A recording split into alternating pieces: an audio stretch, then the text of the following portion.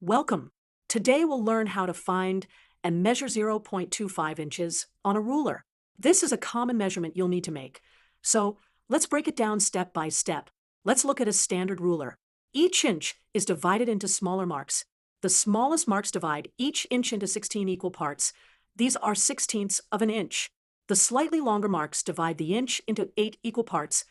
These are eighths of an inch.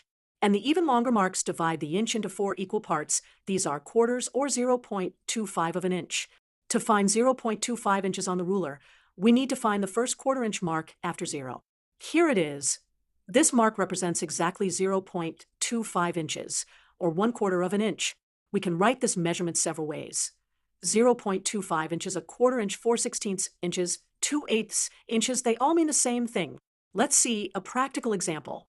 If you needed to measure 0.25 inches for a project, 1. Find the 0 mark on your ruler. 2.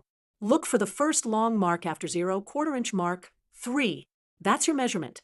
Exactly 0.25 inches. Remember, precision is important when measuring. Take your time and make sure you're looking at the correct mark. Now, you know how to find 0.25 inches on a ruler. Remember that 0.25 inches is the same as 1/4 of an inch, 4/16 of an inch, 2/8 of an inch. Practice measuring 0.25 inches a few times until you're comfortable finding it quickly and accurately.